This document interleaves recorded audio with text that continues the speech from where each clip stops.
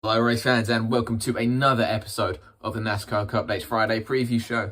This week we talk Kansas, we talk Kyle Busch's new contract, and the first round ends at Bristol. First off though, I do have to get Dan in here, so Dan, welcome. How have you been and what did you think of last week's race? Yeah, what about that race? That was a lot of unexpected events transpiring that entire way through. From Kevin Harvick's misfortune in stage one, causing some issues with what he had going on last week, putting him right at the cusp of needing it coming into Bristol. And the big story, obviously, Bubba Wallace getting a W in what I personally consider to be his first real win in the sport. We'll be talking more about that later on. But Elliot, great weekend, great time, great one coming up next week. We'll dive into that much later on. And yeah, let's get to it. We'll start with the big story this weekend. It's Bubba Wallace taking home his second career win, passing Alex Bowman under green flag conditions, holding off charges from Christopher Bell and Denny Hamlin in lapped traffic, leading the last 58 laps and becoming the 18th winner, different winner, in 28 races, which is the most in NASCAR history. What do you think of that performance, just from Wallace alone? Yeah, what about that win from Bubba? That was an impressive performance from start to finish, and honestly, a long time coming for that man. He's looked very well all season. I don't care what anybody says. There's a lot of haters towards Bubba, and some stuff I can understand, some stuff not so much. But that's neither here nor there. We're not here to talk about that. We are here to talk about what the 45 team did this weekend, and they got it done when it counted. Bubba got the win of his own skill. Look, he may have won at Dega last year, and there's a lot of asterisks next to that finish.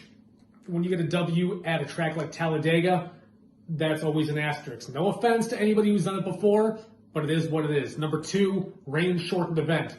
People always kind of look at those a little bit differently because you didn't go the distance. Put those together, that's a little bit rough. Kansas this week, Bubba got it done. And he has been looking like he was going to do it for a long time. He's had a lot of pit road issues for almost the first half of the season until they made a swap with Christopher Bell in the 20.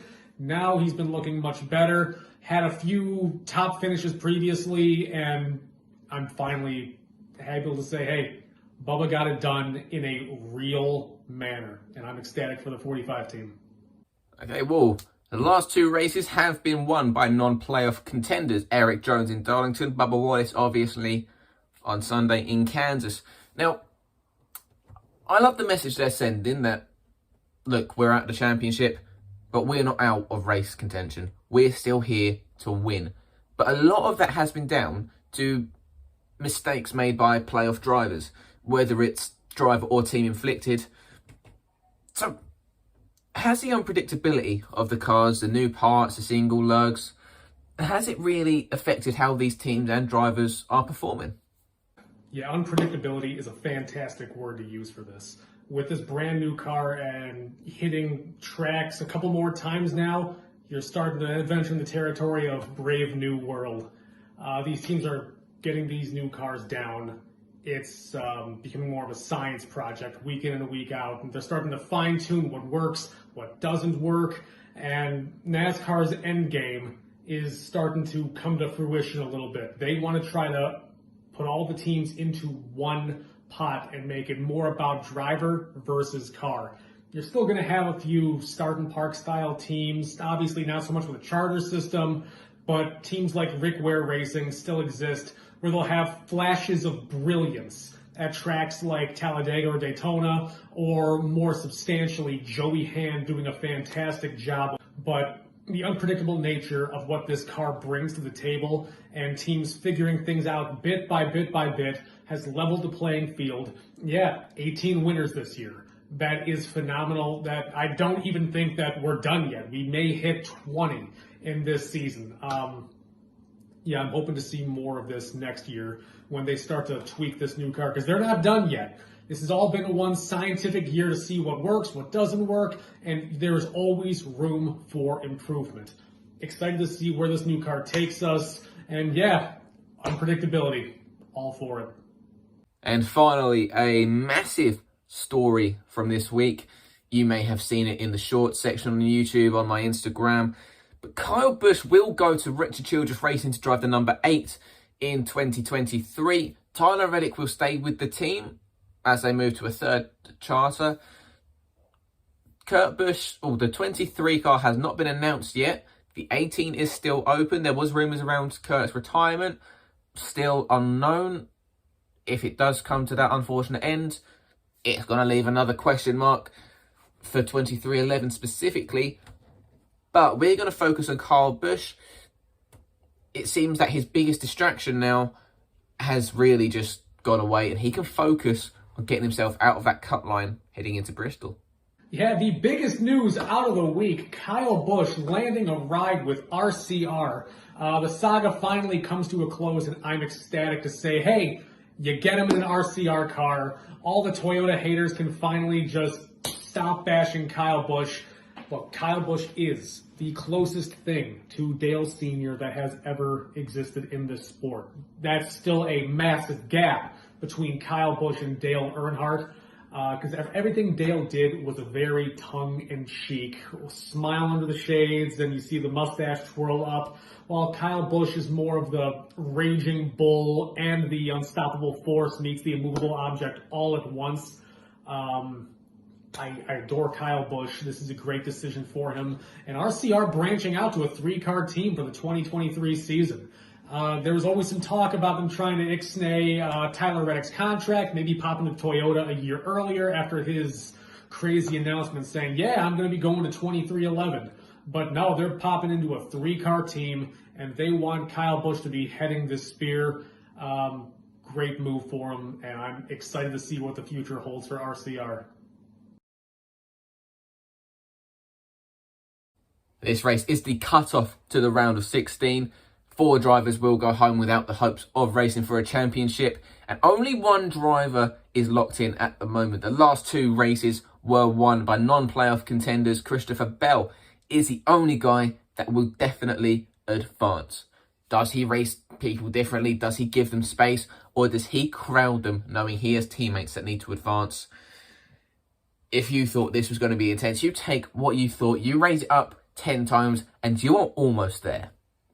One of those drivers looking for a win is Kevin Harvick, minus 35 to the cut line. He needs to win. He can point his way, it's possible, but with the amount of playoff drivers that will be in the top 10, guys struggling through the stages, he will more than likely need to win the race, something he almost did last year before his incident with Chase Elliott. And finally, it's Bristol, baby. How can you not be excited for this race? There is so much more on the line than a trophy and a cool sword. Now it's that time when me and Dan make our picks for the upcoming race weekend. I won the race last week. Martin Truex Jr. finished in 5th. Chase Elliott finished all the way back in 11th. However, we're going to a different surface. We're going to a concrete, high-banked speedway. Who has been the concrete king this year? It's Chase Elliott in that number 9 Chevrolet. If I go back to the start of the season, who got the win at Dover on a concrete surface? Chase Elliott. If we go back to Nashville, who got the win on the other concrete surface? Chase Elliott. That is why you should look out for Chase Elliott. He's retaining his crown this weekend as the concrete king. Now, Dan, over to you. Who do you have for Bristol? Yeah, this weekend takes us to Bristol, and this is easily one of my favorite tracks on the entire roster. The Coliseum! This track has so much history, and for it to get the nickname, the Coliseum, it has to do a lot of different things, from its appearance to its whole aesthetic. It is one of the most entertaining tracks on the entire circuit. Are you not entertained? So, who is going to be my pick for this weekend? My money is going to be on the number 4 car of Kevin Harvick.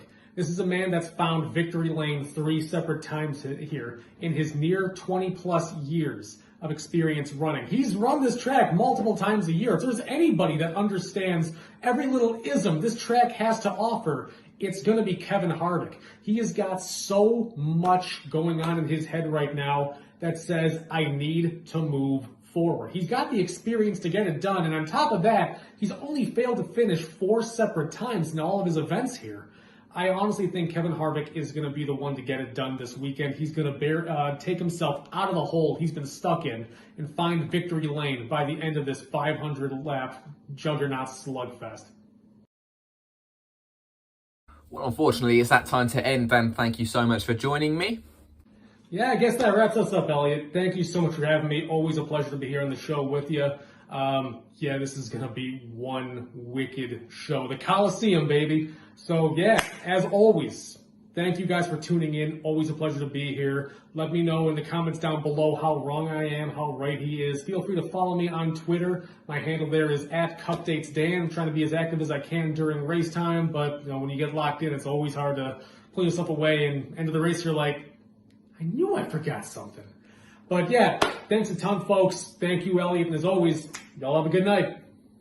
Make sure you check into the Instagram, TikTok, and YouTube channels. And make sure you tune in this Friday night as the Outcast Racing League finishes the season with the championship race at Las Vegas. So for now, I've been Elliot Kamens. Thank you so much for watching, and goodbye.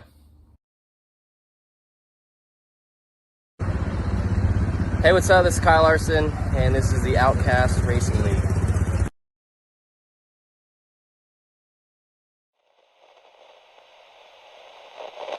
That pace car is off. Get ready. My pick to win the championship is Dark Spartan. Get ready. Get ready. My pick for the title is Spartan. Spartan. A.O. Fenris. Get ready. Green, rolling.